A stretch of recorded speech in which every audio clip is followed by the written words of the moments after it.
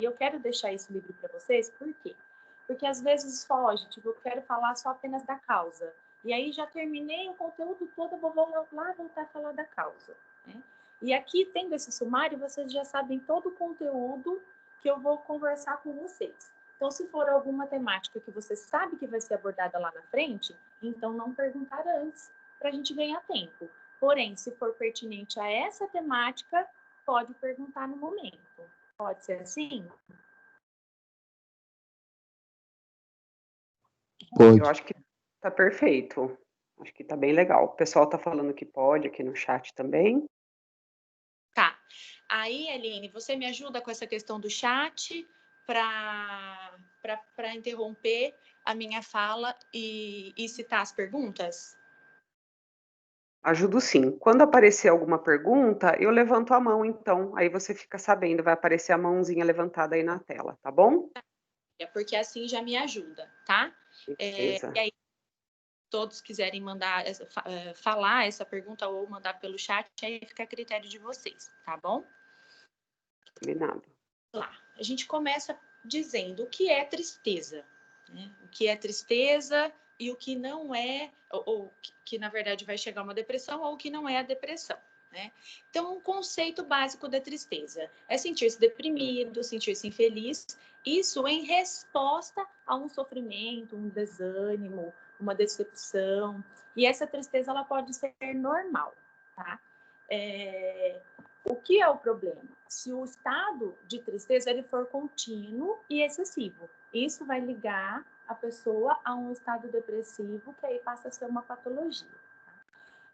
Eu até, na primeira vez que a gente combinou que teria palestra, eu passei para a Bia, para a Aline, para o pessoal assistir o filme Divertidamente. Como a gente entrou em pandemia, depois não sei como ficou, se todo mundo conseguiu assistir, mas por que eu pedi para assistirem esse filme? Ele mostra qual a importância da emoção tristeza e ele mostra também o curso para uma doença subjacente, seria a depressão. E ele é muito interessante pelo seguinte, a gente vê como as emoções dominam a nossa mente. Então, ele é uma forma visível, né? uma forma lúdica, né? Clara para a gente entender como é que funciona a nossa mente. Então, nós temos os domínios de emoção baseados nos comportamentos.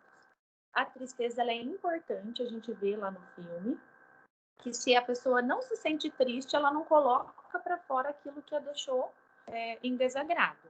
E aí, ela não colocando para fora, ela sendo impedida de colocar para fora, tende a internalizar cada situação que desagrada ao ponto dela deprimir. Então, existe a importância da tristeza. Tá? É isso que eu queria deixar claro aqui nesse primeiro slide. Existe a importância da tristeza, porque a tristeza nos mostra o desagrado. E aí depois vem um segundo passo, que é o demonstrar esse desagrado. Se demonstra, ele tem um curso aí de saudável, né? Um curso saudável de melhora, e se não demonstra, ele tende a um curso para esse adoecimento. Tá? Falando de causas e sinais da depressão. Eu peguei uma imagenzinha pronta aqui para a gente colocar um resumo e a gente conversa um pouquinho sobre eles também. Então, causas: problemas de saúde, questões familiares e financeiras, eventos estressantes ou traumas, fatores físicos, envelhecimento, uso de álcool e droga, os sinais, o que me mostra que uma pessoa está. Pensamentos ruins, persistentes, a falta de interesse e de prazer, né, em realizar as suas atividades, começa com alteração de peso significativa, não intencional, parte de uma ansiedade, tá? Dormir muito ou ter dificuldade demais para dormir. Né? Dificuldade de concentração, falta de energia, sentimento de culpa excessivo e, por fim, os pensamentos suicidas. Que aí já entra naquele nível que eu falei para vocês, que é o curso final, tá? A etiologia, a gente vai voltar a falar lá dos sintomas daqui para frente. A etiologia, como que a gente percebe de onde surgiu, né? De onde vem a depressão, como ela se desenvolve. A gente tem o costume de acreditar que as pessoas criam coisas, né? Que as pessoas inventam. Muita gente acha que a depressão é frescura, né? É uma forma de chamar atenção, é uma forma de se isolar dos outros, mas ela tem um fundo que é tanto biológico, quanto psicológico, quanto social. E agora nós já temos um novo estudo que mostra que ela tem fatores espirituais também, tá? Então, nós somos seres biopsicossociais espirituais. Bio, porque nós temos fatores biológicos que nos influenciam. Psicológicos, porque a nossa mente interpreta as situações, cada um na sua maneira. Os sociais ambientais. Nós somos seres envolvidos em um ambiente. Então, nós somos fenótipos, porque são genótipos junto com o ambiente. Então, que acaba gerando esse fenótipo, certo?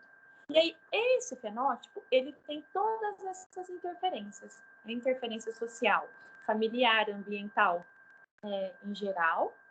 Tem os fatores espirituais, que às vezes as pessoas também têm a questão de crença e frustração com as crenças. Os fatores biológicos, que aí a gente vai falar. Existe a possibilidade de o filho ter depressão porque a mãe teve ou porque o pai teve? Sim, existe, tá? Porque além do fator biológico, a gente trabalha o ambiental, e o que ele recebe daquele ambiente é de uma pessoa que tem a depressão, tá? Aí eu falo um pouquinho, né, de quais os tipos de depressão. A gente fala do transtorno disruptivo de desregulação do humor.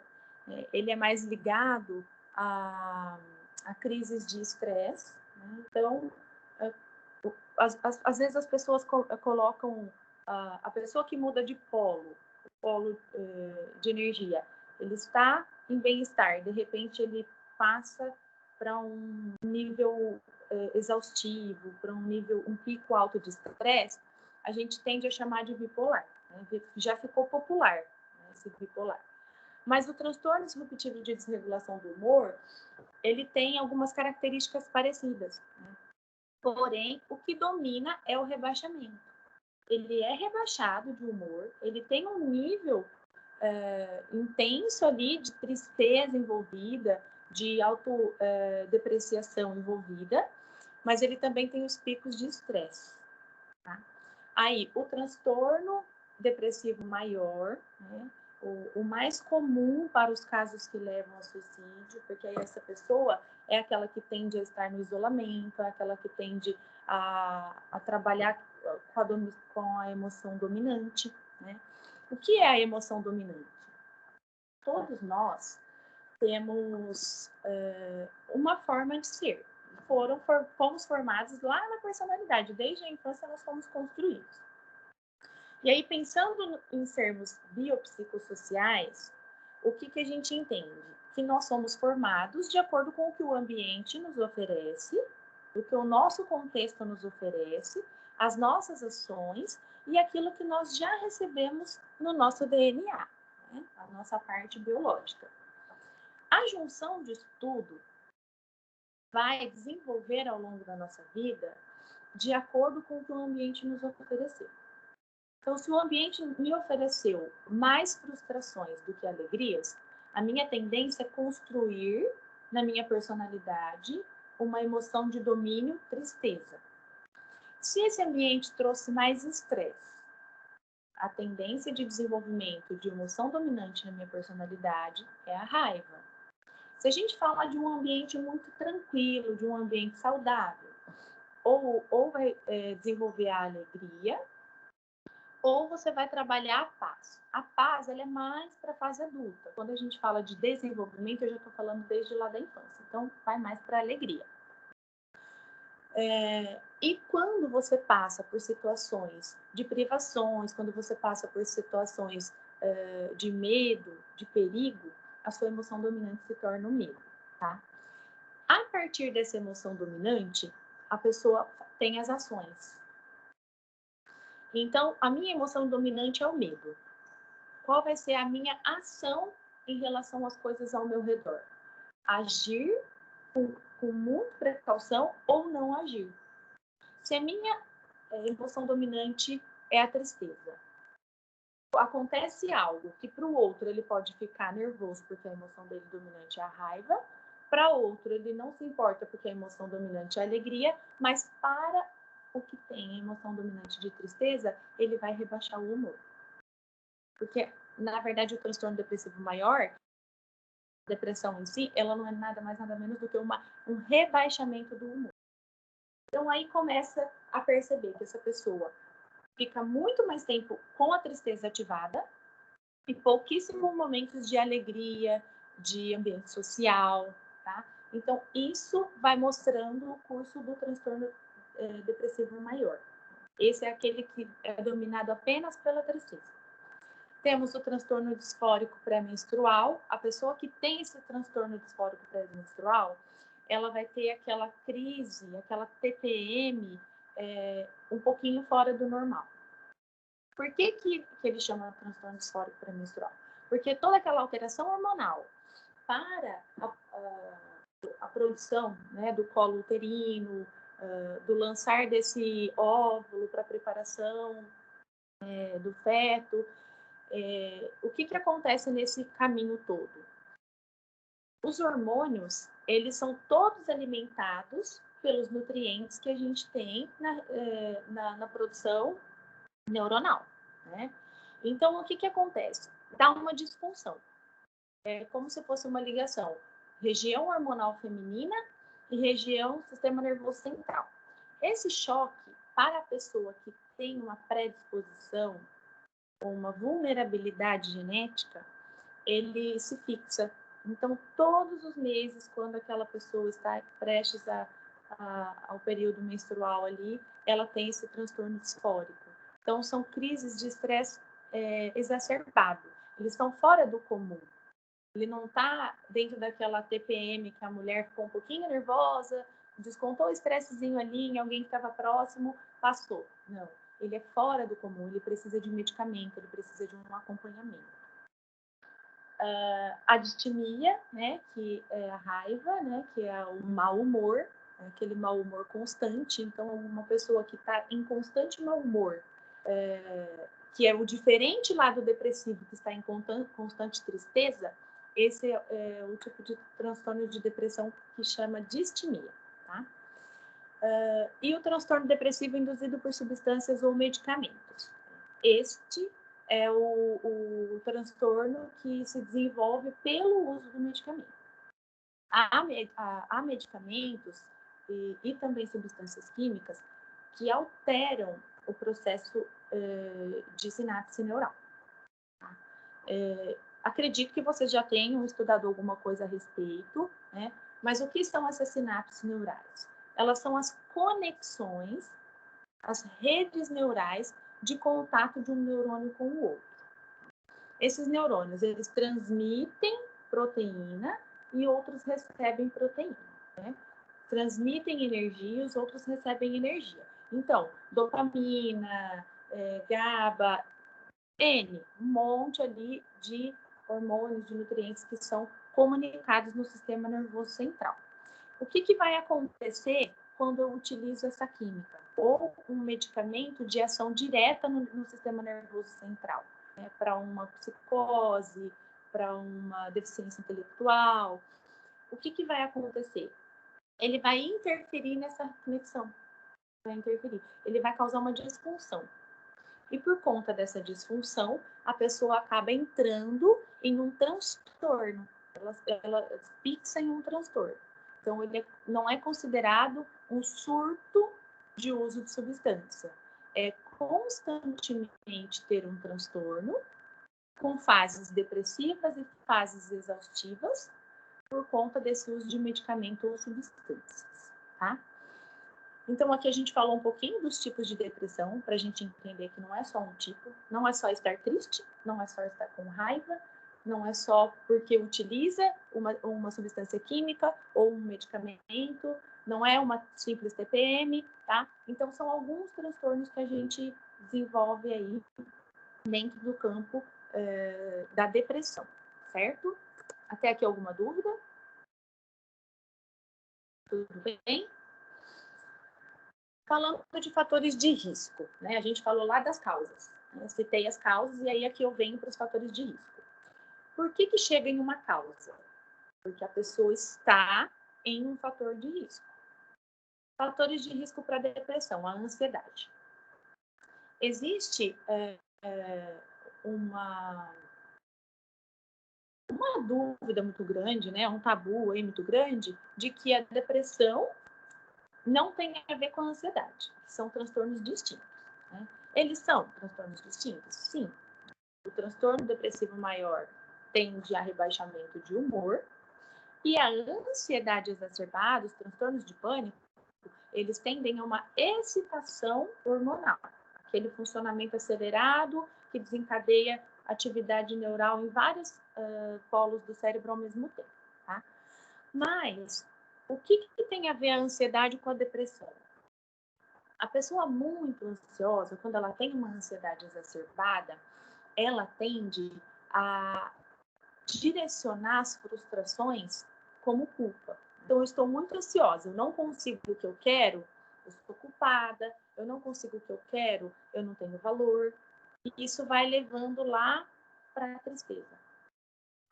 Então, ela tem uma euforia e depois ela tem uma tristeza. Então, o curso da ansiedade também é chegar na depressão. Baixa tolerância ao estresse é um fator de risco.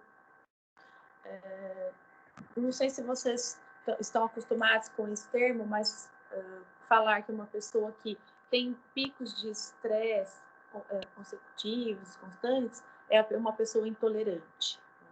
Ela não é apenas estressada, ela é intolerante a diversas situações. Então, essa baixa tolerância gera um estresse muito. A pessoa que está em constante intolerância, muitas coisas desagradam a ela, e ela passa a ter um nível de estresse elevado, ela é um fator de risco para entrar em depressão também, no sentido das razões. Eu tenho as razões, as minhas razões não são aceitas, e então eu não tenho valor. Começa por aí. A impulsividade também faz com que a pessoa perca o controle, né, das suas ações e também pode levar. A gente falou do transtorno por uso de substâncias, então o abuso de álcool, abuso de tabaco e de substâncias químicas também são fatores de risco significativos para o desenvolvimento de transtorno depressivo. O histórico familiar. Citei um pouquinho para vocês lá sobre o desenvolvimento na infância. Né? Como é o ambiente que a pessoa convive? O ambiente é agressivo? O ambiente... eu tenho a figura materna, a figura paterna para desenvolver uma personalidade estruturada? Eu recebo agressão? Ou eu passo por privações? Todo esse conteúdo, todo esse histórico familiar é também um fator de risco para o desenvolvimento da depressão. Condição sociofamiliar e socioeconômica. O que é o sociofamiliar? Existe aquela questão, pode acontecer de ser uma criança que viveu agressão física, né, passou por bastante agressão física, pode ser uma criança que foi rejeitada, foi adotada, pode ser uma criança que passou privação, grande privação, por conta da condição socioeconômica também baixa. Então, níveis de pobreza e miséria são fatores de risco altíssimo para o desenvolvimento de transtorno depressivo também, tá? As perdas e traumas. Né? Falando de perdas e traumas, vou voltar, eu vou falar um pouquinho aqui lá da depressão comum, da tristeza comum, da tristeza necessária, que eu conversei sobre o filme. Perdas e traumas. Quando que uma perda ou um trauma vivido se torna um fator de risco? Viver o luto. Você perde uma pessoa da família, viver o luto. Ele em si te coloca em risco de depressão? Não. Ele te coloca em uma emoção de tristeza. E é importante viver o luto, é importante ver que as coisas que a vida tem o seu curso e que em um momento ela acaba. Isso também estrutura a personalidade da pessoa, isso também vai trazer resiliência, tá? Então, até aí, a gente tem o chamado tristeza normal. Morreu alguém muito próximo, eu fiquei triste. Esse luto vai ter as suas fases, vai passar, você vai se acostumar com a situação, vai conseguir elaborar para você sair dessa tristeza para uma melhora, né? Mas, e um trauma também, aí eu citei o exemplo da perda e não citei o do trauma, né? Um acidente, uma perda com uma situação muito trágica, né? Ele vai ter toda essa fase aí de luto. Qual é o problema? Quando a condição emocional da pessoa se fixa lá no luto, ela se fixa lá naquela tristeza. Então, ela passa pelo luto, ela passa pelo trauma e ela não supera esse trauma, ela não supera esse luto. Não é por conta dela, é por conta daquele biopsicossocial, tá? Os fatores emocionais dela, os fatores cognitivos fazem com que ela interprete aquilo como muito aversivo, como muito difícil de lidar, e ela acaba se mantendo em uma condição traumática. Então, isso também é um fator de risco muito importante, tá? Idade e suas alterações hormonais. A gente falou de um transtorno baseado ali no ciclo menstrual, por conta de hormônios e tudo mais, né? Seria a mesma coisa, mas não por conta do excesso de hormônios que tem na fase menstrual, e sim pela falta dele. Então, falando das mulheres aqui, principalmente, alterou o hormônio, a tendência dela é deprimir. Então, dependendo da sua idade, do grau ali de perda hormonal, né? Principalmente na fase de término ali da menstruação, a gente fogem as palavras, a menopausa, né? Então, essa fase também tende a ser um fator de risco, porque a pessoa, ela perde, além do vigor, além da força física, de algumas coisas que envolvem célula mesmo, ela tem o mental, né? Essa questão aí cognitiva para trabalhar. Então, é um fator de risco. Tende-se muito mulheres que estão em menopausa serem medicadas com antidepressivos. Tá? Então, é comum você ver ali a faixa etária aí de 50 anos para cima tomando medicamentos antidepressivos e tomando hormônios para controlar esse psicológico. E condições médicas. Então, se a gente falar aí de uma condição médica um pouco mais agravante, uma doença crônica, um câncer, por exemplo. Né? Um câncer não é crônico, mas o curso dele é de depreciar, né? Ali, de decompor, né? As células. Então, o que vai acontecer com esse ser humano? Ele vai entender que aquela própria condição médica é ele. Então, eu não estou adoentado e tenho uma perspectiva de cura. Eu sou a doença e não tenho cura. Eu vou morrer. Então, essas condições médicas, elas são um fator de risco para desesperança. Então, aquela desesperança momentânea, de quando você recebe uma notícia grave, ela é comum. Mas se essa desesperança se mantém e a pessoa não tem ali um esforço, uma ajuda cognitiva para ela sair desse trauma, ele se torna um fator de risco para depressão também. Tá? Distúrbios de sono, então a pessoa que tem insônia, uma pessoa que dorme demais, nesse sentido ela também tem uma predisposição à depressão. Ambientes domésticos agressivos ou agitados são fatores de risco importantes para a depressão também. O não ser ouvido. A fala, ela é terapêutica. Só dizer o que você sente já traz uma cura. E muitas vezes as pessoas que têm ali a sua emoção dominante de tristeza, elas tendem a reclamar. Nada é bom para elas, o ambiente não é agradável, dificilmente ela se alegra com alguma coisa. E isso ela tende a se afastar das pessoas, ou as pessoas se afastarem dela. Então, é uma pessoa que não é ouvida. Ela vai internalizando, e nesse sentido ela vai deprimindo, rebaixando esse humor, ao ponto de atingir uma depressão. Tá?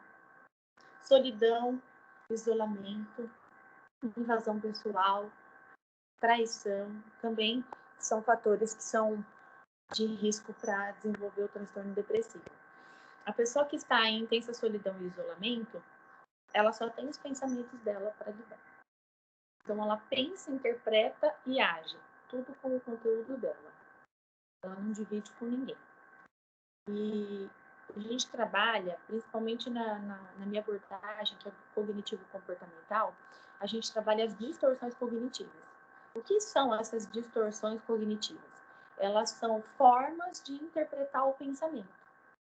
Então, tá, o que eu interpretei desse pensamento X é coerente?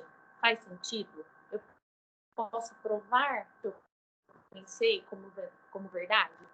Ótimo. Se não, se for um pensamento incoerente, distorcido, ele tende a fixar, porque a pessoa tem a emoção dominante de tristeza, então ele tende a fixar esse pensamento e o curso é o rebaixamento. Pelo curso de rebaixamento, ele vai até para o risco de tentativa de suicídio. A invasão pessoal é quando a pessoa não quer, né, ali, uma invasão e ela tem um controle excessivo em cima de sua vida, de uma terceira pessoa. Traição é um fator de rebaixamento de humor intenso. É um sentimento de injustiça, é um sentimento de vergonha, é um sentimento de culpa. Envolvem várias emoções em um único ato. Trair ou ser traído. Então, é um fator de risco importante também. Agressão física ou verbal, autoagressão física verbal e o bullying. Então, ambiente doméstico que tem agressão física, fator altíssimo de risco. Tá? Autoagressão física, a pessoa que se mutila, a pessoa que se agride, que se deprecia em palavras, eu não tenho valor, eu não presto para nada, aí se autoagride, né, bate a cabeça, dá socos, são pessoas que estão emocionalmente desestruturadas. Tá? E o bullying também, a pessoa que ela... Aí, o que é o bullying? O que é o depreciar para esse indivíduo? Falamos de emoção dominante. Se eu falar de emoção dominante alegria, utilizar a emoção dominante alegria, e eu vou utilizar uma forma de bullying para tentar atingir a pessoa que tem emoção dominante alegria. Aí vem a pessoa, vem um indivíduo e chama essa pessoa da emoção dominante de alegria de gordo. É um bullying? É um bullying. Mas essa pessoa que tem emoção dominante de alegria, ela pode interpretar aquilo como uma zoação. E aí ela vai e devolve. Tá, não me doeu. Devolvi para você, fica com você. Eu sou gorda e você é feio. Vamos lá. Vou pegar leve aqui. Né?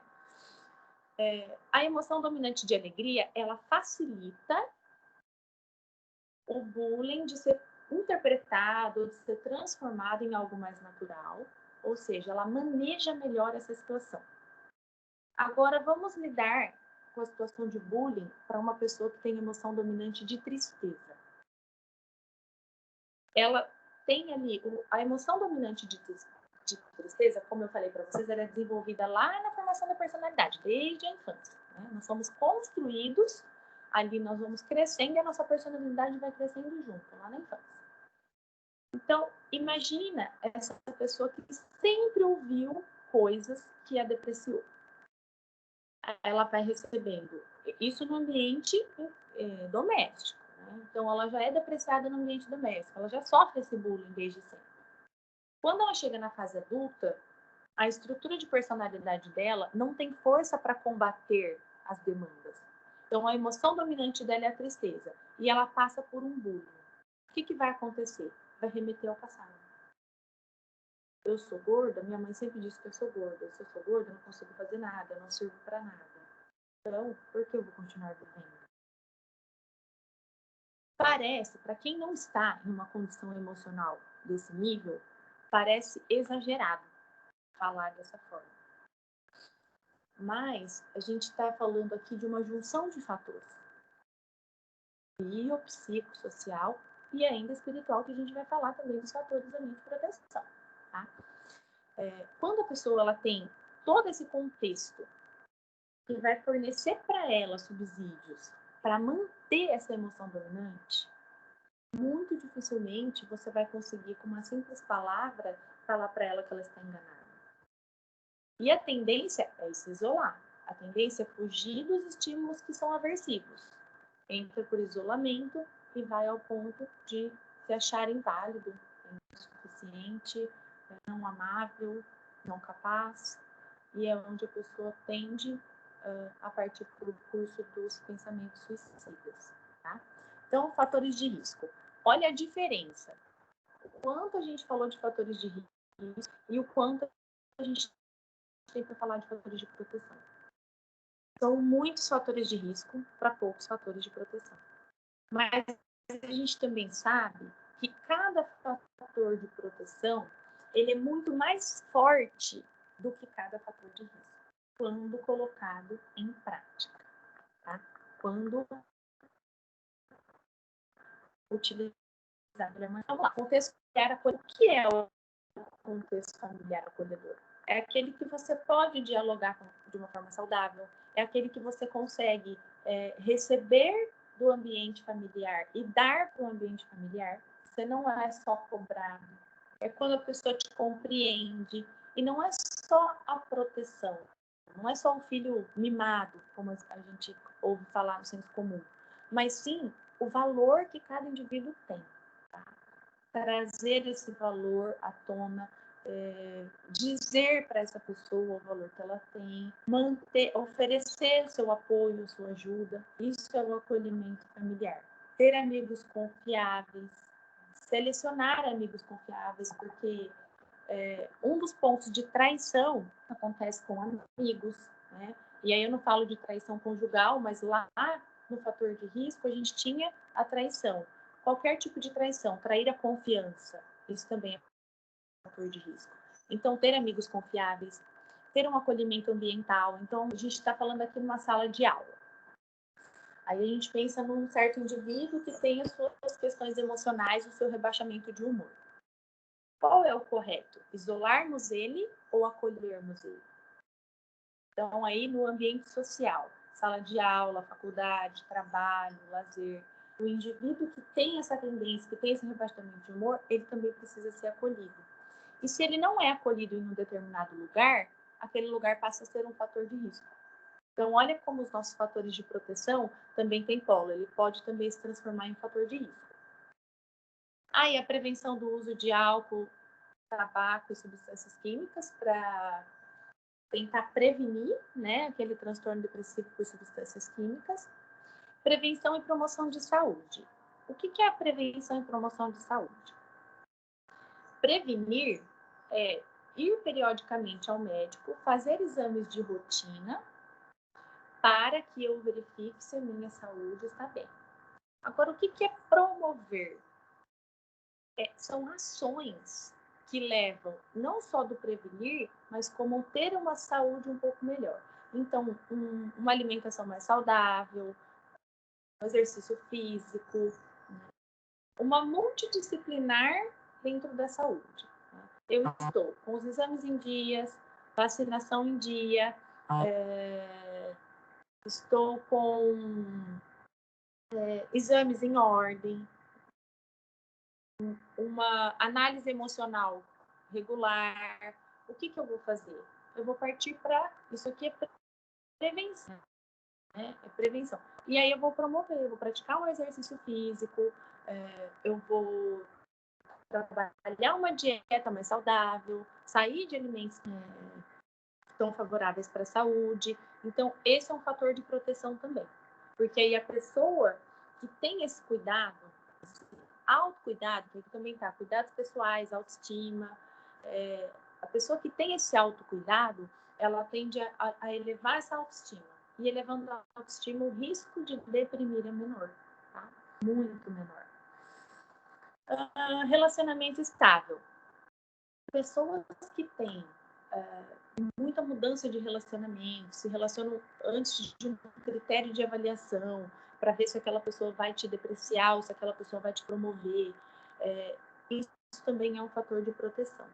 E aí eu tenho um relacionamento como fator de risco e um relacionamento estável como fator de proteção. Como definir? A tendência do depressivo é procurar pessoas que tirem a sua carência, que te deem ouvido. E aí, quando você encontra essa pessoa, você precisa avaliar essa pessoa se ela também não é a que deprecia, se ela não é a que tende ao curso depressivo. Não vai dar certo um relacionamento dessa forma? Não é garantido que vai ou que não vai. Mas se você estiver numa zona de risco e você entrar em um outro campo que tem mais fatores de risco, a tendência é você piorar. Porque você tem a sua problemática, a sua interpretação e você vai trazer a do outro. Tá? Compreensível até aqui? Aline, tudo certo? Sim, tudo certo. Tá ótimo para mim. O pessoal também falou de boas aqui no chat. Se alguém quiser também abrir o microfone, falar alguma coisa ou escrever no chat.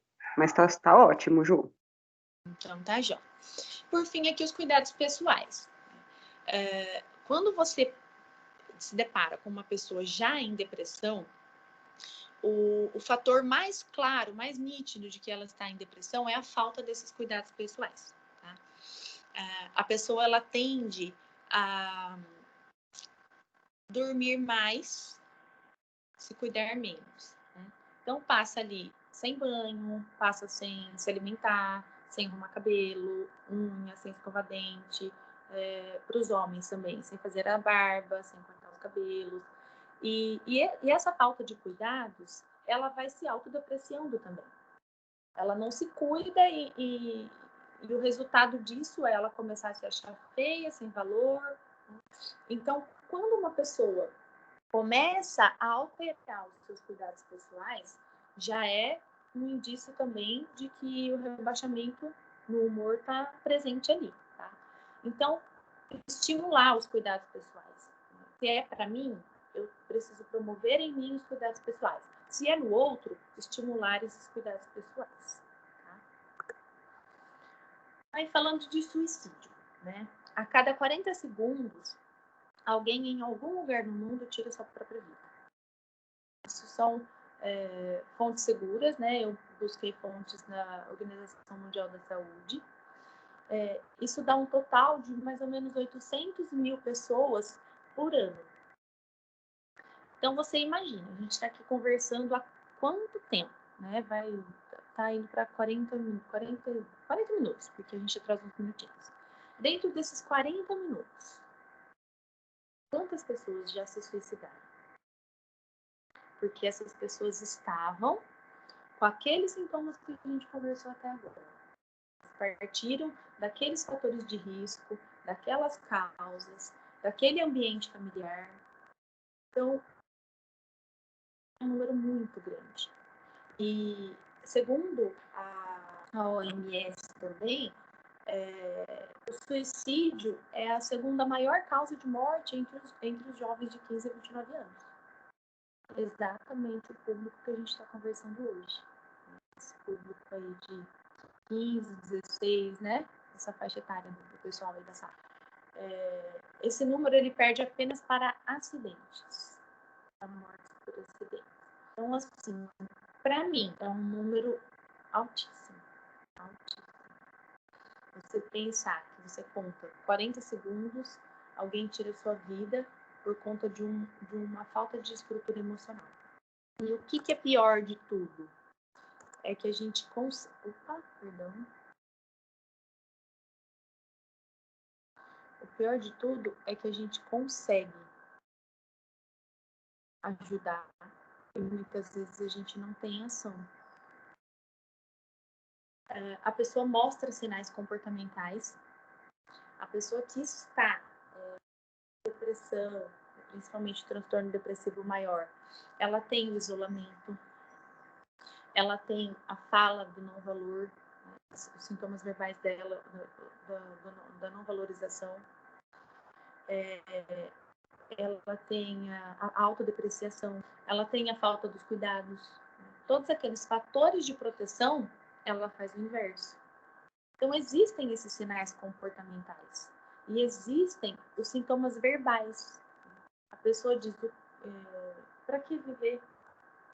Eu não sirvo para nada. Eu não sei mais o que fazer. Então, são falas que a pessoa traz de forma sutil e que a gente não percebe. Muitas vezes a gente conversa com pessoas, percebe que ela está em rebaixamento de humor, mas ela não fala muito. E aí você até passa pela sua cabeça, aquela pessoa está estranha, mas ela se isolou. Hoje a gente tem a rede social. Se você tentar observar a rede social de uma pessoa que tenha o pensamento suicida, ela vai falar. Geralmente ela compartilha coisas. Estou esgotada, se eu morrer não vou fazer falta para ninguém. Nesse sentido. Então, existem os sinais verbais e existem os sinais comportamentais. E agora também os visuais que a pessoa posta. Para vocês terem aí uma base. Visite Facebooks, contas que ainda existem, né? Instagram, de pessoas que se suicidaram. E observem as últimas postagens dessas pessoas. Eu faço isso, eu já fiz isso. E ali, ele é importante para você aprender a detectar quais são esses sinais, como são esses sinais, para que a gente consiga entrar nessa última parte aqui, que é como conversar com alguém com comportamentos suicidas.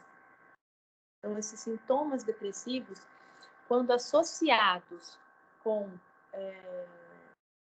os fatores de risco, né, eles colocam a pessoa num risco muito alto. Eu até deixei aqui uma frase.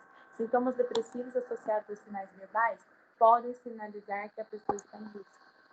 Então, a pessoa começa a se comportar de tal maneira, ela tem uma depressão, mas ela também tem uma agitação, e ela tem os sintomas verbais, que vai agravar. Tá? Então, como conversar com alguém com esse curso de pensamento? Né? Aí eu tenho aqui algumas...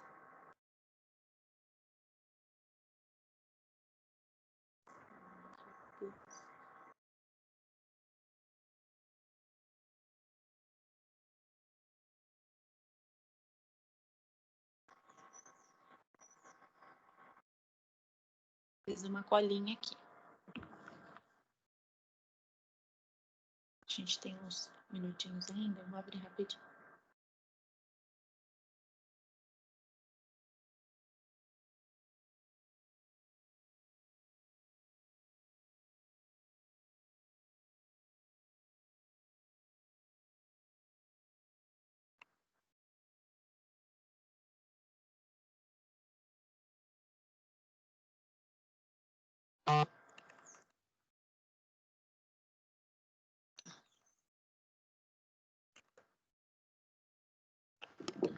Deixa eu ver se eu consigo compartilhar esse aqui agora.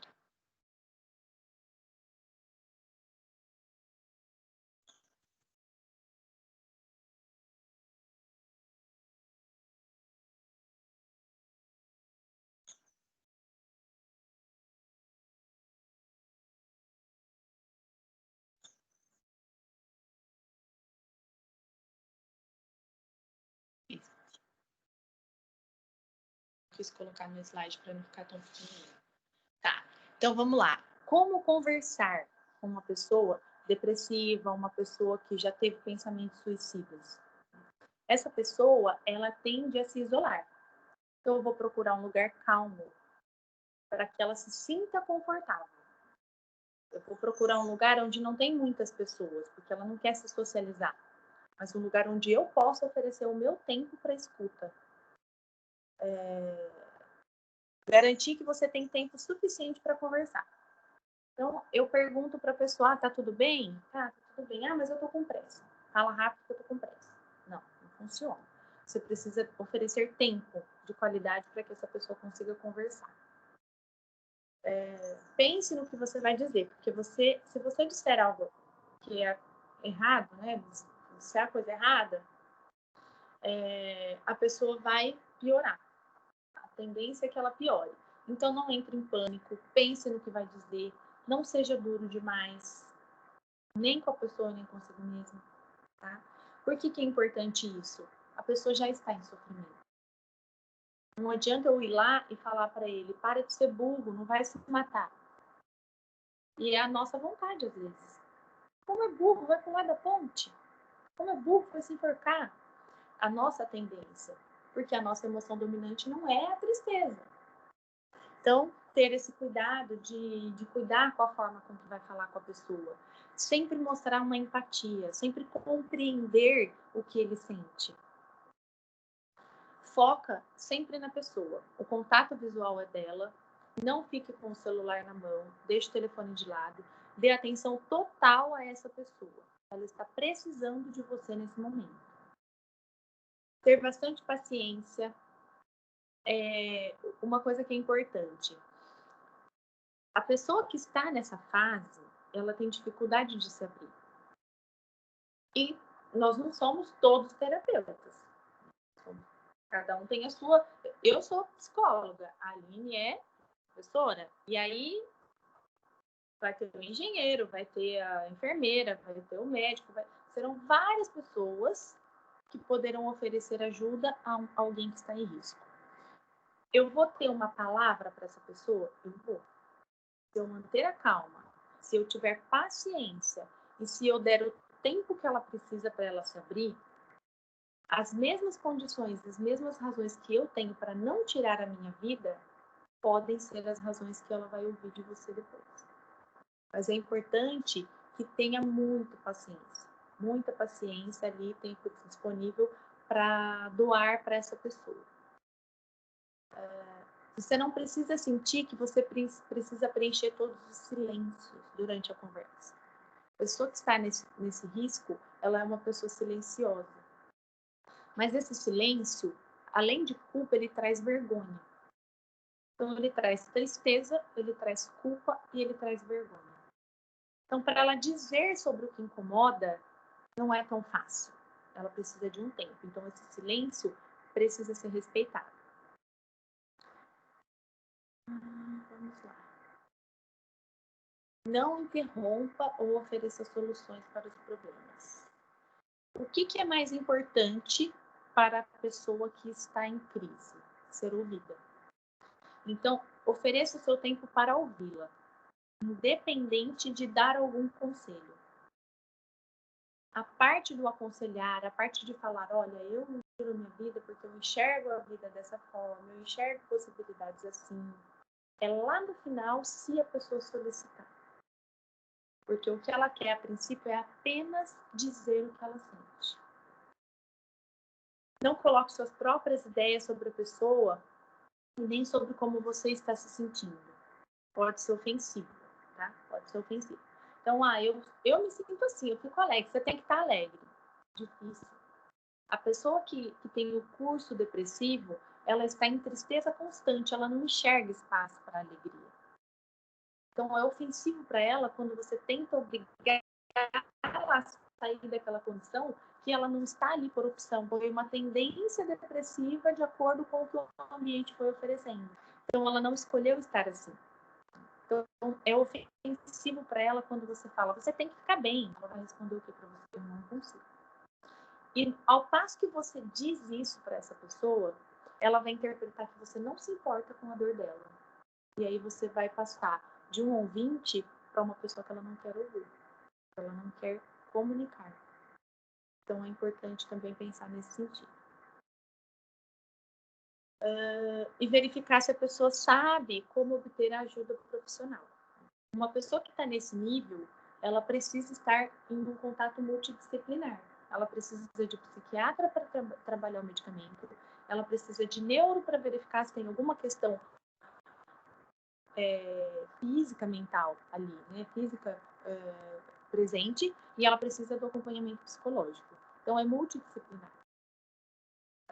Talvez ela precise de um terapeuta ocupacional também. Então, é muito importante que essa pessoa tenha conhecimento do que são esses serviços, do que esses profissionais oferecem, para que ela busque essa ajuda. Então, isso também é muito importante. Tá?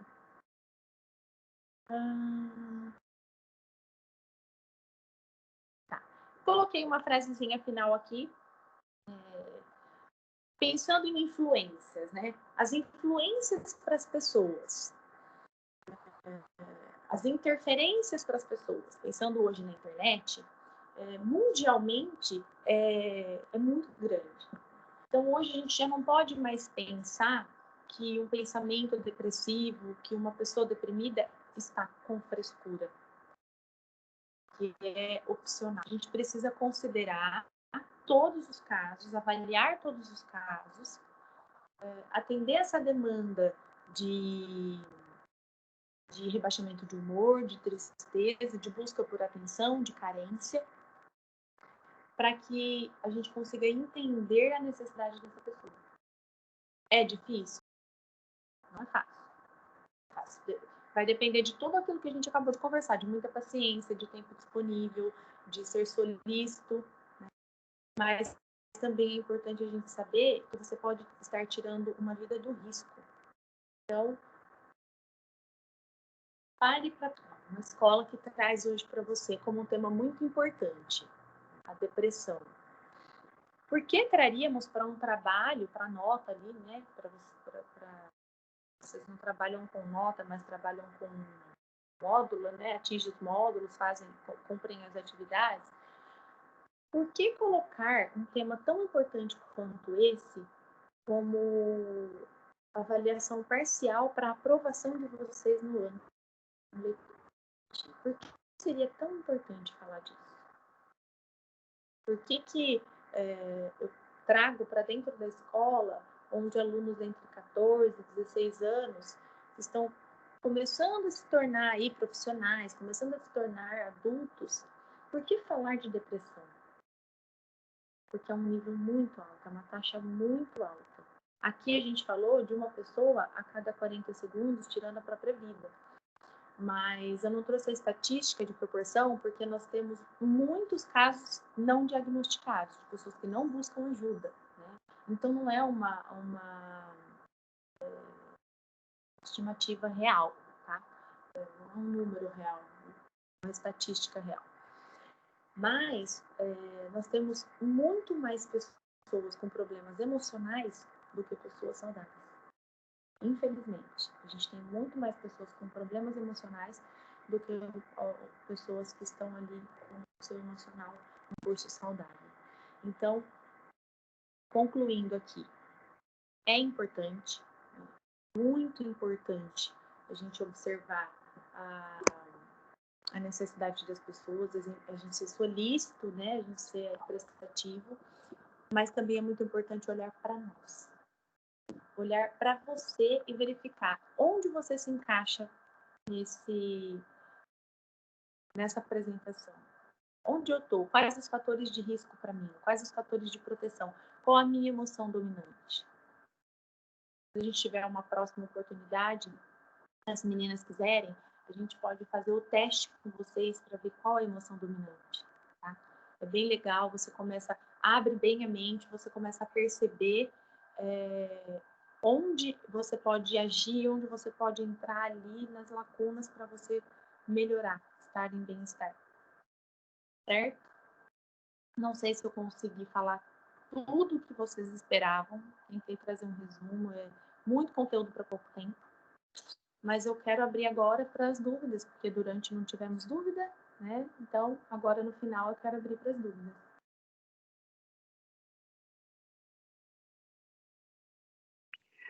Pessoal, vou pedir então para vocês escreverem no chat ou então abrir o microfone aí quem tiver dúvidas. Eu tenho algumas que eu recebi durante a semana e também algumas que o pessoal me mandou no chat particular, não ficaram com vergonha de mandar aqui no chat da conversa, tá? Então vou deixar em aberto aí para ver se o pessoal quer falar, escrever e daqui a pouco eu falo um pouquinho desses que estão aqui comigo, dessas perguntas, pode ser? Joia.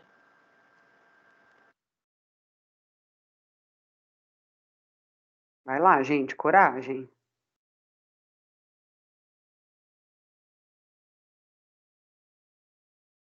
Não tem dúvidas? Então, enquanto o pessoal vai se encorajando, então, eu vou fazer uma pergunta que mandaram aqui para mim, tá bom?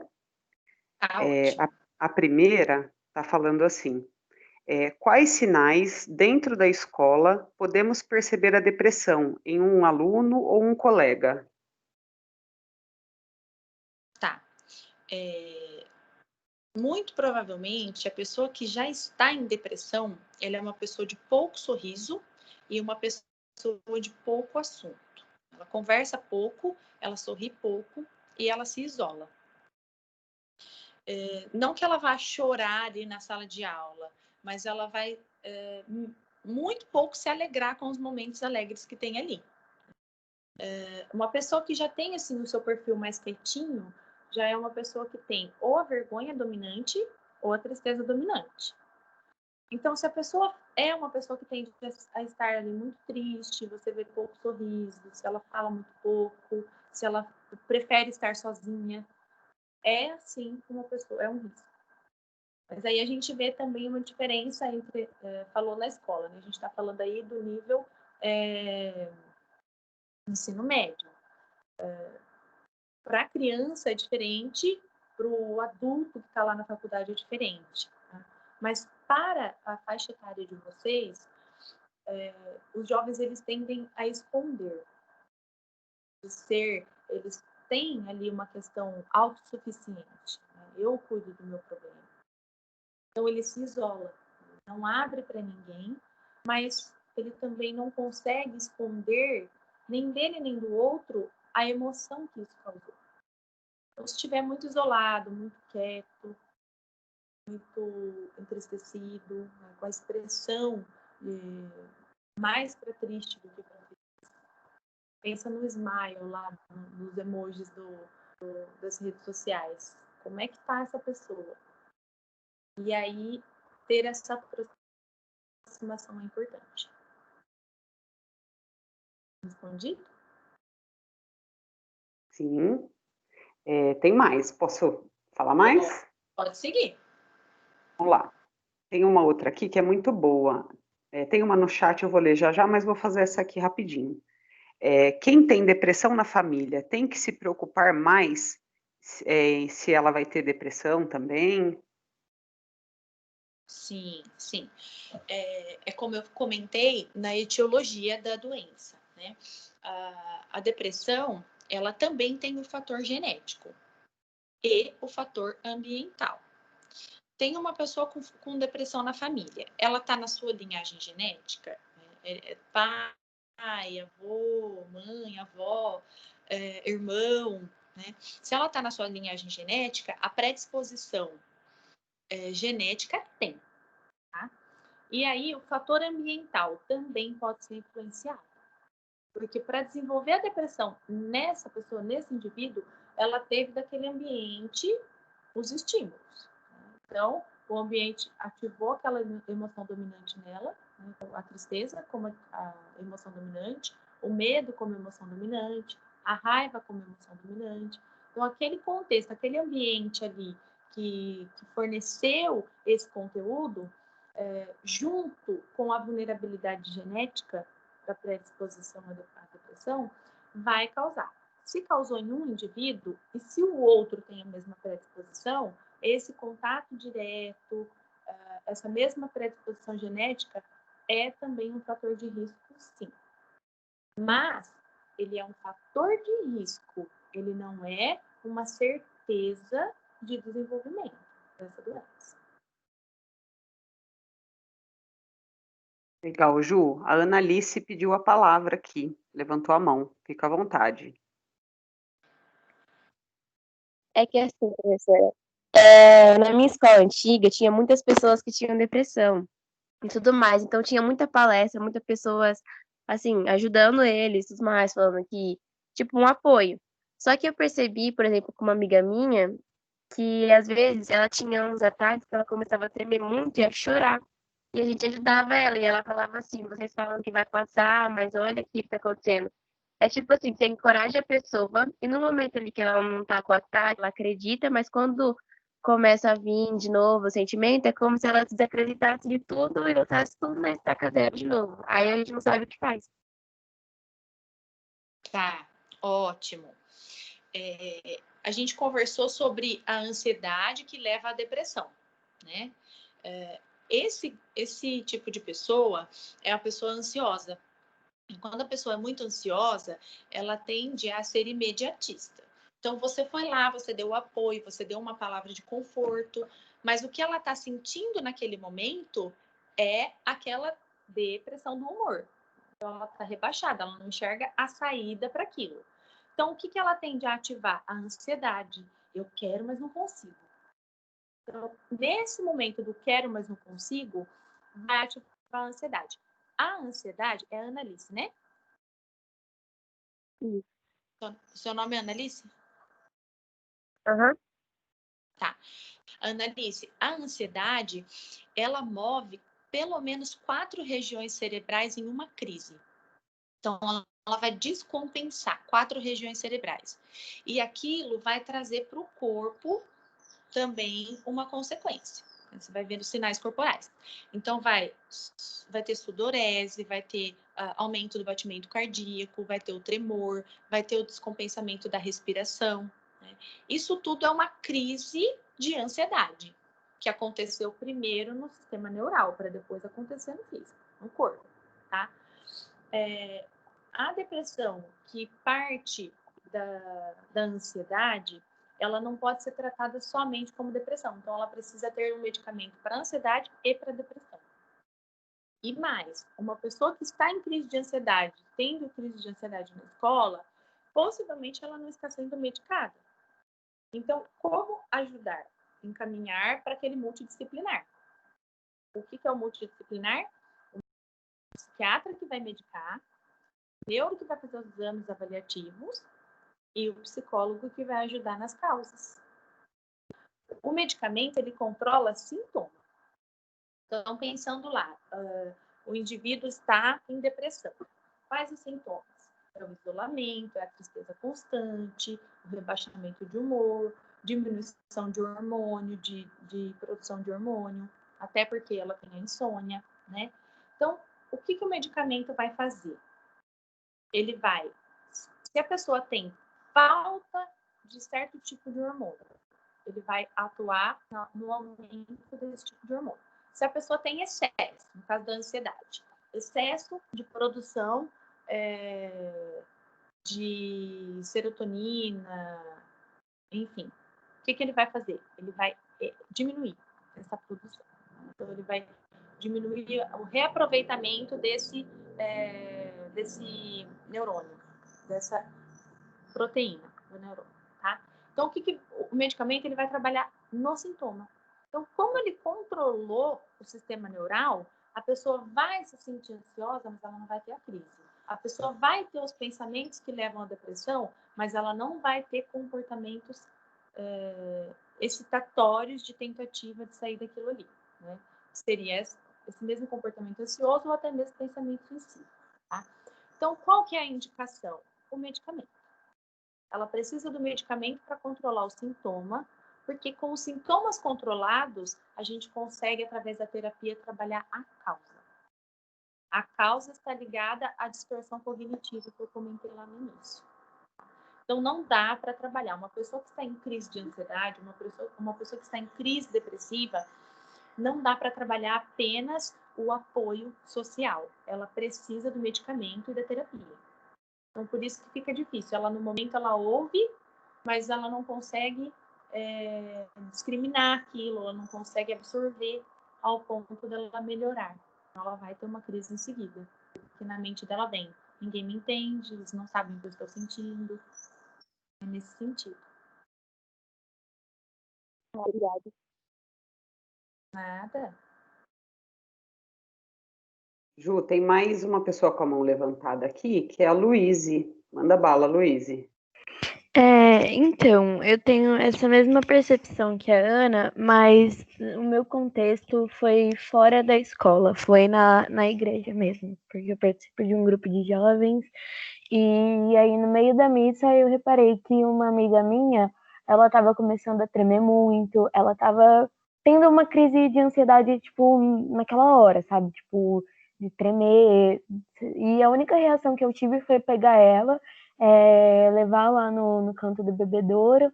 Eu sentei com ela, dei a mão, eu nem falei muita coisa, mas eu só falei pra ela que, tipo, ela era capaz, que eu também já tive algumas crises de ansiedade, então, tipo, eu consegui dar um conforto maior pra ela, sabe? Mas a única reação, assim, que a gente tem quando é tentar dar uma água, tentar acalmar, fazer aquele exercício de respiração. Então é muito complicado, sabe? E na escola, algumas escolas, tipo, tem um ambiente muito tóxico, sabe? Tipo, de exclusão, você tá ali para manter uma aparência, sabe? Então é muito complicado, mas a única reação que eu tenho, tipo, eu nem falo muita coisa, sabe? Eu só tô ali para suportar e, tipo, dar suporte, né? E falar que vai passar. Tipo, e que a pessoa precisa se cuidar, sabe? Eu recomendei pra ela terapia, perguntei se ela tomava remédio, tudo. É a única coisa que tem pra fazer. Sim, Luiz, é bem importante esse amparo, tá? O que é mais importante? A respiração diafragmática, ela tem que vir antes desse amparo verbal. Quando a pessoa ela está descompensada, ela precisa estabilizar. O que vai fazer ela estabilizar? Ela enviar o ar para os pulmões da maneira correta e expelir o gás carbônico da forma correta. Então, a respiração diafragmática, para quem está em crise de ansiedade, ela é muito eficiente. Então, você sabe fazer da forma correta essa respiração, explicar da forma correta essa respiração diafragmática? Na verdade, eu mostrei pra ela um vídeo. Tinha um gifzinho, sabe? Que era aquela coisa de respira, inspira. Eu mostrei isso pra ela. Aí eu fiquei com ela, sabe? Dei a mão, tava com o celular perto e ela fez. Só que na hora você fica tão desesperado, você não sabe se fala, você não sabe se respira, você não sabe se dá água, você não sabe. A respiração ela é o primeiro, né? Então, o que é importante? Para a respiração ser eficiente, ela tem que ser feita da forma correta. Então, já vai valer para todo mundo aí que tá comigo, não só para a Luíse. Teve uma crise de ansiedade ou está com alguém que teve uma crise de ansiedade, o primeiro passo é respirar para estabilizar. Aquela aceleração que você traz, a respiração da caixa torácica aqui, ó, essa respiração, ela vai só acelerar aqui, descompensar aquelas 4 regiões cerebrais que eu falei para vocês que descompensam numa crise de ansiedade. Tá? Então, o que eu preciso explicar? Respire com calma, faça junto comigo. Você vai pedir para a pessoa colocar a mão na barriga, porque ela precisa sentir o diafragma subir. A respiração não pode ser aqui, ó. Ela tem que ser lá embaixo, lá na barriga. Né? Então, o que ela vai fazer? Inspira pelo nariz, encheu o pulmão, solta pela boca fazendo biquinho. 5, 6, 7 vezes se necessário. De 4 a 5 é o suficiente. 6 seguidas vezes, só o fato dela direcionar a atenção cerebral dela para a respiração, ela já vai tirar do pensamento distorcido. Então, ali ela já vai começar a compensar novamente. Compensou a respiração, compensou o cardíaco, aí toma uma água, respira, acalma. E aí, então, o que você está sentindo? Não adianta a gente falar, olha, calma, vai passar. É perguntar o que você está sentindo. Como você está sentindo? Estou aqui para te ajudar. E tentar manter o controle também. A altura da voz, a sua expressão facial. Porque quando você vê o outro em desespero, a nossa tendência é desesperar. Né? Então, tenta manter uma expressão facial mais confortável ali, que não vai levar para essa pessoa também no desespero. E depois que ela te disse o que está acontecendo, aí sim entra. O mesmo passo do suicídio.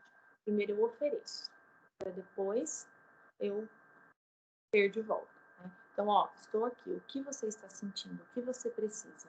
Conta comigo, eu estou com você. Pode segurar na mão, porque se for desencadeado pelo medo, crise de ansiedade por transtorno de pânico, ela é desencadeada pelo medo. Então, se for desencadeada pelo medo, a pessoa quer segurança. Então, segura na mão, passa o braço pelo ombro, abraça a pessoa. Se a pessoa descompensar ao ponto de chorar, espera ela chorar. Não tente impedir o choro, porque o choro ele vai trazer um alívio. Chorou? Aí vem respiração diafragmática, puxa aqui na barriga e solta até o final. A hora que não tem mais ar, puxa de novo, tá? Então, puxa pelo nariz, solta pela boca. E depois a água, e aí um tempo de conversa. De preferência com o mínimo de pessoas possível em volta. Uma pessoa oferecendo ajuda ali. E se precisar de alguém mais, precisar levar para um socorro, para uma medicação, sim, mais pessoas. Mas a princípio, ela precisa ali de um respeito de espaço ali, né? Precisa ter o espaço dela, ela precisa ter uma escuta também ali no momento, certo?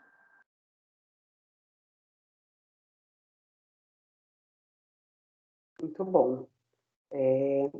A Kailane tinha levantado a mão, abaixou. Quer falar, Kailane? Sim, professora. Quando você, tipo, a pessoa fica muito nervosa ou tem medo de uma coisa e começa a tremer demais, é ansiedade? Tá. O medo também desencadeia a ansiedade. E o ansioso também sente medo, tá? Então, o que a gente vê aí? O medo intenso pode ser da emoção dominante de medo, que desencadeou uma ansiedade por conta da interpretação que ela fez daquela situação ameaçadora. E pode ser uma ansiedade exacerbada ao ponto de dar medo que aconteça algo com ela. Aí, o medo, ele geralmente é associado ao transtorno de pânico, como eu comentei, né? Então, o que é que está desencadeando esse medo? Primeiro, eu preciso entender de onde vem o medo, o que eu pensei, o que eu interpretei desse medo. E aí, a crise de ansiedade vai trabalhar da mesma forma que a gente fez agora aqui. Né? Trabalha a respiração diafragmática, toma água, escuta, respeita o choro, tá? E ampara esse medo. Estou com você. Calma que não vai acontecer nada. Me diga o que está sentindo. Nesse sentido. Porque eles andam juntos, viu, Kailane, né? Kailane, eles andam juntos. Tá? O medo e a ansiedade, eles caminham junto. Um desenvolve o outro. Ou ele está na emoção dominante, que leva a pessoa a se tornar ansiosa, ou ele é uma pessoa ansiosa que acaba desenvolvendo medo em cima daquela ansiedade, das coisas que ela tem ansiedade. Respondido?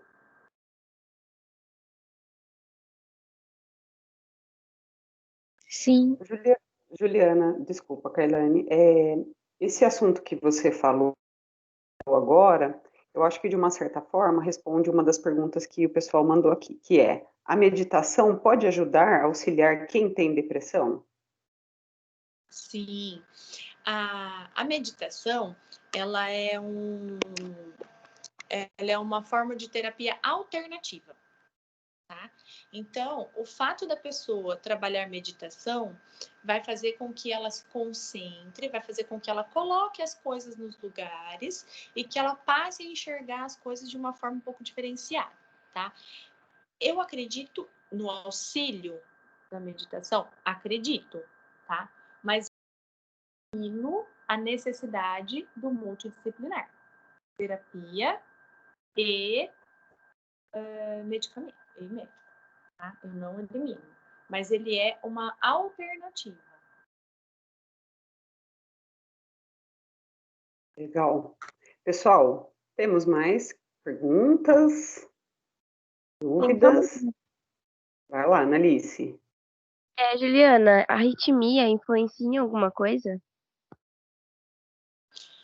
Não são associados. Se a pessoa tem arritmia já uma patologia detectada, diagnosticada, isso tem a ver com uma condição física do órgão dela. Né? Então, ela tem uma arritmia por conta de uma descompensação do coração, né? Do órgão coração.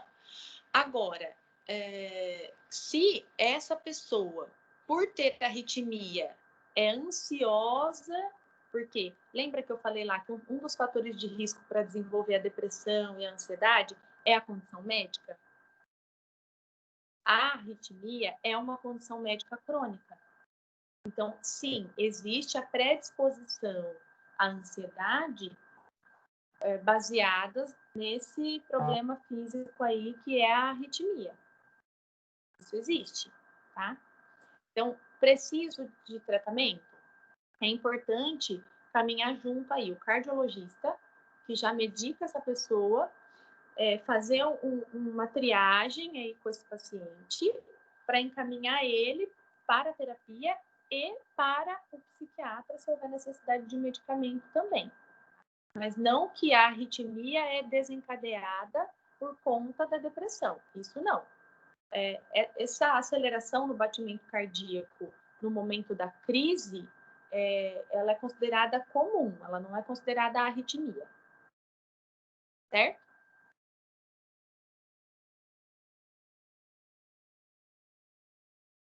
Certo, obrigada.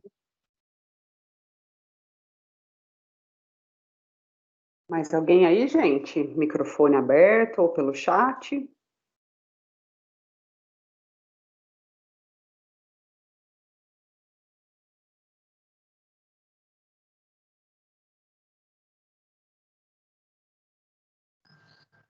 Deixa eu só pegar o cabo aqui que tá, a minha bateria tá. Tá bom.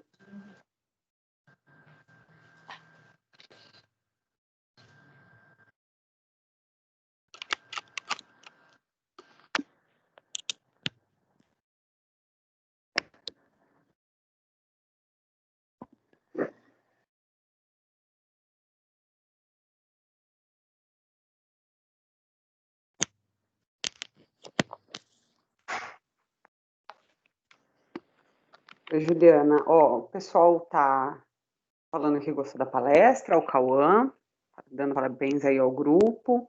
Eu acredito que as dúvidas aí foram sanadas, não sei se mais alguém ainda quer se manifestar, mas eu acredito aí que pelo que as meninas, né, comentaram, o pessoal aqui no chat também, todo mundo gostou bastante, eu adorei, assim, a gente muitas vezes acha que sabe, né, ou tem a sensação de que a gente conhece muito, né, e eu acho que a sua fala veio para esclarecer bastante em alguns aspectos, né, foi bastante prático, assim, eu acho que para a gente colocar mesmo no uso, no nosso dia a dia, e para mim foi muito legal, o pessoal também está curtindo, está agradecendo aqui pelo chat, então, em nome aí do grupo, não sei se o pessoal aí quer falar, Beatriz, Kailane, Giovanni, mas agradecer aí esse momento que você trouxe aí para a gente, nesse cenário geral aí que a gente está vivendo, né, de muitas dificuldades, de a gente estar muito recolhido e, de repente, guardando muitas coisas. Então, é importante a gente ter essa sua fala, né, e principalmente pelo que as meninas falaram aí, e que você frisou bastante, a parte prática mesmo, né, de como conseguir perceber, de como conseguir dar o suporte, né, para quem precisa. Então, queria mesmo te agradecer de verdade, e isso que eu ia pedir para você colocar aí os seus contatos, saber que pode contar, né, que é necessário ter essa ajuda profissional. Claro que a gente, como professor, como amigo, a gente tenta ajudar, mas nós não somos, né, os profissionais como vocês, né, os psicólogos, os médicos. Então, que a gente consiga também fazer, no momento de necessidade, esse direcionamento, né, tendo esse conhecimento que você passou para a gente, poder fazer esse direcionamento, né, auxiliar naquele primeiro momento, mas também direcionar né, essa pessoa que precisa, saber que ela não está sozinha, que tem um grupo, né, de pessoas que podem ajudar. Isso é bem importante, então eu queria te agradecer, o pessoal, professores e alunos agradecendo aqui, a você no chat. E é isso, muito obrigada, espero que a gente possa contar com você numa próxima vez, porque esse assunto ele não se esgota, né? Tem muita coisa ainda para ser trabalhado, então te agradeço, espero que a gente possa estar juntos novamente, agradecer também o grupo por ter trazido isso à tona, tá? E então, se você quiser se despedir aí, falar algumas coisas para o pessoal, a gente só tem mesmo a agradecer. E agradeço também todos os alunos que tiveram aqui, nós chegamos a ter 40 pessoas aqui na sala, né? E as meninas também que fizeram a pergunta, o grupo, então foi bem importante, assim, para todo o grupo de alunos e a comunidade escolar.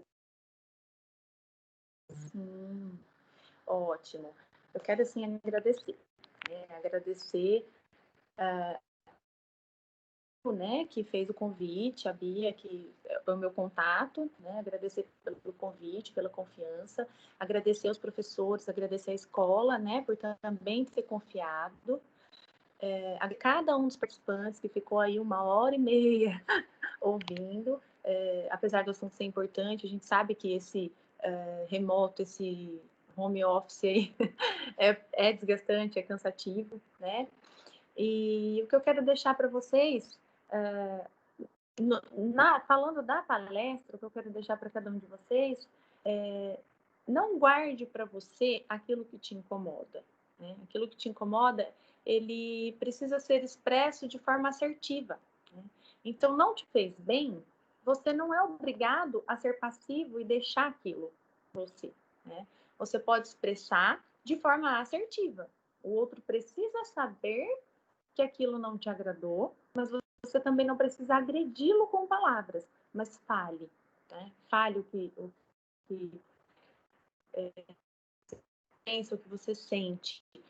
Que a raiz de toda a distorção cognitiva, a raiz de todo o domínio de emoção, está na ação que a gente, essa é a raiz. Então, é uma forma de prevenção, fale, né? Agora, como, falando da parte acadêmica aí, né, para vocês, se empenhem muito, né? Apesar desse tempo de não ter esse contato físico com a escola, mas vocês estão recebendo conteúdo, vocês estão recebendo material, estão tendo as aulas, aproveitem ao máximo, porque é um tempo de aprendizado. A gente está aprendendo, esse ano nós seremos promovidos 5 anos, né? Então, é como se nós tivéssemos vivido 5 anos, em termos de aprendizado, em termos de experiências, né? Então, aproveitem, vocês são jovens, às vezes parece cansativo demais estudar, mas é apenas uma porta que está se abrindo ali para um imenso futuro lá na frente, tá bom? Se empenhem muito, parabéns para o grupo, para esse trabalho, os outros grupos devem entrar também com trabalhos excepcionais, eu só sei dessa temática, mas parabéns a todos, tá? Muito obrigado, com todo carinho, com todo amor no coração, eu quero agradecer vocês e me coloco à disposição, o contato está aí, se quiser tirar mais alguma dúvida, se tiver necessidade de algum atendimento, o meu e-mail, o meu telefone, tá bom? E um beijão para todos. Obrigada mais uma vez, Juliana. Queria agradecer a Gisele também, acabei esquecendo, né? Ela que fez esse meio campo aí para gente, para que essa palestra pudesse acontecer. O Lucas também, nosso coordenador, né? O Senac por proporcionar para a gente esse momento. E mais uma vez, obrigada, Juliana, por tudo mesmo. E espero que a gente se encontre numa próxima. Sim, com certeza. Estou à disposição para quando precisarem. Tá certo. Muito obrigada. Obrigada a todos aí. Bom almoço para vocês. Valeu, gente. A gente se encontra semana que vem. Tchau, gente. Tchau. Tchau.